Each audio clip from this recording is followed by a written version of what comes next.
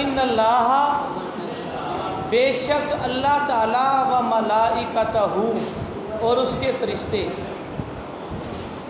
یصلون علی النبی وہ نبی پر درود بھیجتے ہیں. یا ایھا الذین آمنوا اے ایمان والو صلو علیہ ان پر درود بھیجو وسلموا تسلیما کثرت سے سلام عرض کرو.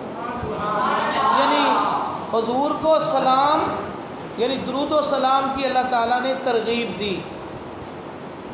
درود پاک میں یہ دعویٰ کر رہا ہوں اور دلیل دوں گا، بلکہ دلیل قرآن کی یہ آیت ہے. میرا دعویٰ ہے کہ درود پاک سے بڑی کوئی اللہ تعالیٰ کی عبادت نہیں ہے. درود پاک سے بڑھ کر اللہ تعالیٰ کی کوئی بھی عبادت نہیں ہے. آپ کہیں گے دلیل، اس کی دلیل یہ ہے کہ نماز پڑھنا کس کی سنت ہے؟ حضور صلی اللہ علیہ وسلم. روزہ رکھنا کس کی سنت ہے؟ زکوٰۃ دینا، حج کرنا. یعنی نماز، روزہ، زکوٰۃ اور حج اور یہ کام نیکی کے یہ کرنا سب سنتیں ہیں حضور کی، اللہ کی سنت نہیں ہے. اب بتائیے اللہ کا مقام زیادہ ہے یا اللہ کے رسول کا مقام زیادہ ہے؟ اللہ کا ڈیفینیٹلی زیادہ ہے، وہ خالق ہے. حضور پاک صلی اللہ علیہ وسلم مخلوق ہیں. جو خالق کا مقام ہے وہ تو حضور کا نہیں، جو امام کا مقام ہے وہ مقتدی کا نہیں، جو استاذ کا مقام ہے وہ بچوں کا نہیں، جو والدین کا مقام ہے وہ اس کے بیٹے بیٹیوں کا نہیں. کلیئر؟ پتہ یہ چلا کہ اللہ تعالیٰ کا مقام حضور کے مقام سے بلند، تو اللہ کا کام بھی تو حضور کے کام سے بلند ہوگا. نماز حضور کا کام ہے، اللہ کا تو نہیں، وہ کس کی پڑھے؟ روزہ تو حضور کی سنت ہے، اللہ کی سنت تو نہیں. جیسے حضور سے بڑھ کر مقام اللہ کا ہے، اسی طرح اللہ کے کام کی فضیلت زیادہ ہوگی بنسبت حضور کے کام کی. تو اللہ کا کام کیا ہے؟ محمد صلی اللہ علیہ وسلم کی ذات پہ درود بھیجنا. پتہ چلا حضور صلی اللہ علیہ وسلم پر درود اس سے بڑی کوئی عبادت ہے ہی نہیں. کیوں؟ کیونکہ یہ کام حضور پہ درود و سلام والا یہ اللہ تبارک و تعالی خود کرتا ہے. نماز کا حکم دیا، زکوٰۃ کا، حج کا، عمرے کا، سارے حکم دیے کرو. خود تو نہیں نہ کرتا، مگر ایک کام ہے جو خود کرتا ہے، وہ ہے حضور کی ذات پر ہدیہ درود و سلام بھیجتا ہے.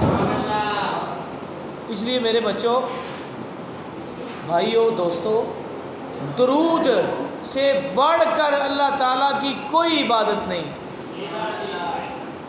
درود پڑھنا، درود حضور پہ ہے، عبادت اللہ کی ہے، سنور بندہ خود رہا ہے. عجب فیض ہے آقا تیری محبت کا کہ درود تجھ پہ پڑھوں اور خود سنور جاؤں. سمجھیے کہتا ہے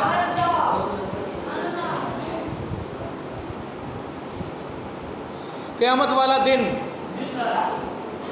جس دن انسان اپنے پسینے میں ڈوب رہا ہے.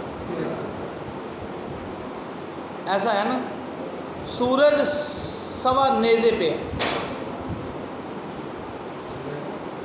گرمی کی انتہا ہے، ہر ایک کو اپنی اپنی پڑی ہے. نبی کے پاس بھی جائیں گے شفاعت کے لیے کسی اور نبی کے پاس، تو وہ کہیں گے کسی اور کے پاس جاؤ، آج ہم بھی شفاعت نہیں کریں گے، ہم بھی آپ کو نجات نہیں دلا سکتے. اس دن میرے آقا صلی اللہ علیہ وسلم نے اس دن کے بارے میں فرمایا قیامت والے دن میرے قریب وہ شخص ہوگا جو دنیا میں مجھ پر سب سے زیادہ درود و سلام پڑھتا تھا.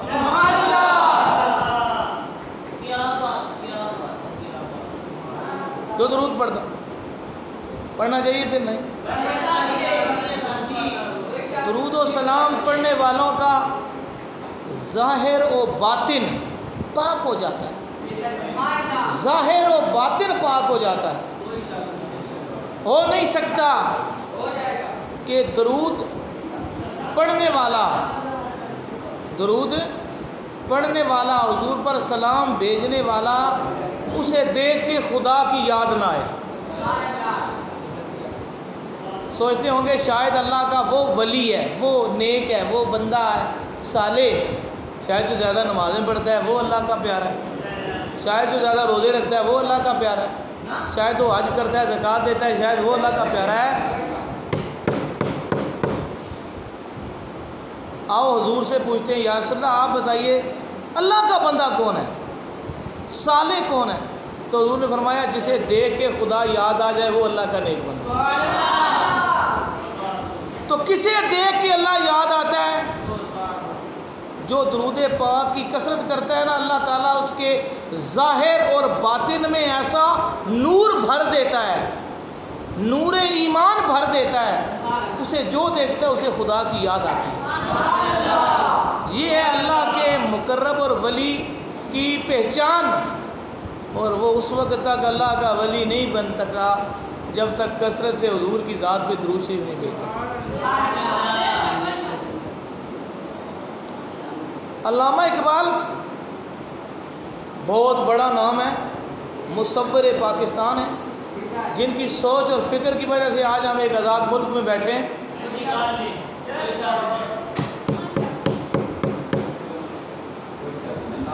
پاکستان کا تصور کس نے دیا؟ مصور پاکستان علامہ اقبال۔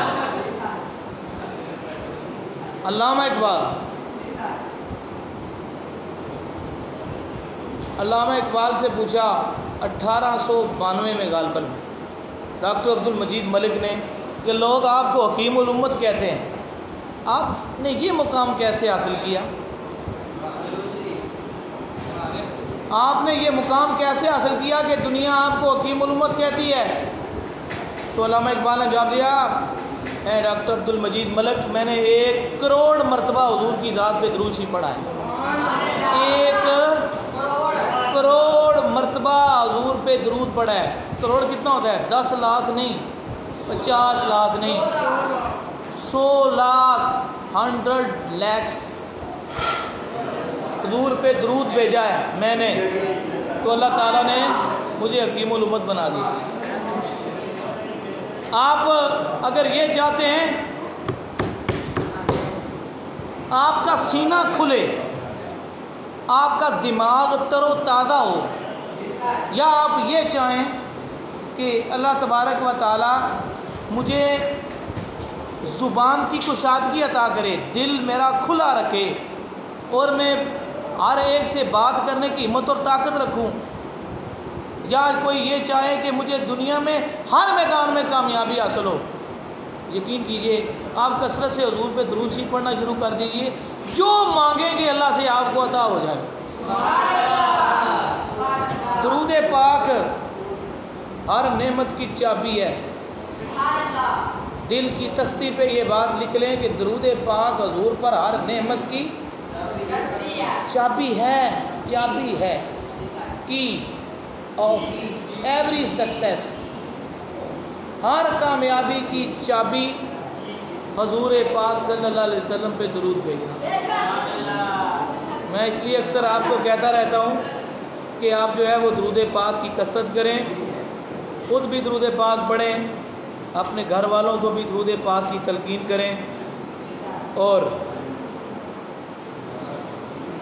اللہ تعالیٰ آپ کی نسلوں کو آباد رکھے۔ زندگی میں جب کبھی شادی بیاہ کا موقع آ جائے اللہ اولاد دے، بیوی دے، انہیں بھی تلقین کریں کہ حضور کی ذات پہ درود شریف پڑھیں۔ اس وقت تک ہماری نماز بھی مکمل نہیں ہوتی جب تک ہم حضور صلی اللہ علیہ وسلم پہ درود نہیں پڑھتے۔ اللہم صلی علی محمد و علی آل محمد۔